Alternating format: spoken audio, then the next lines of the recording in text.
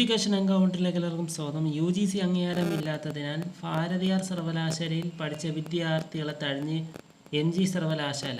ഭാരതിയാർ സർവകലാശാലയിൽ 2021 MCA course പഠിച്ചവർക്കാണ് ഈ വിഷയം നേരിട്ടത്. ഭാരതിയാറിന് അംഗീകാരമില്ലാത്തതിനാൽ നെറ്റ് എക്സാം എഴുതുന്നവരും പെട്ടിരിക്കുകയാണ്.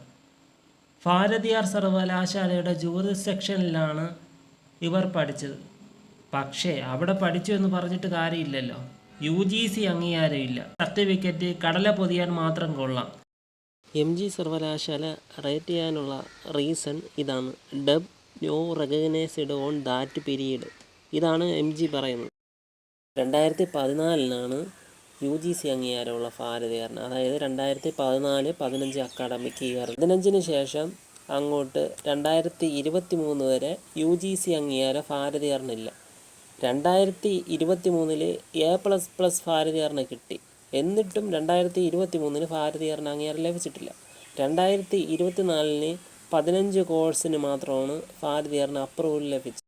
9 വർഷമായിട്ട് തുടരെ UGC അംഗീകാരമില്ലാത്ത തമിഴ്നാട്ടിലെ ഏക സർവകലാശാലയാണ് ഭാരതിയാർ സർവകലാശാല എന്ന പ്രത്യേകതയും ഇതിനുണ്ട്. അതുപോലെ തന്നെ ഭാരതിയാറിനെതിരെ മദ്രാസ് ഹൈക്കോടതിയിൽ ടെറിട്ടോറിയൽ ജൂറിസ്ഡിക്ഷൻ തെറ്റിച്ച ഒട്ടനവധി കേസുകളുണ്ട്.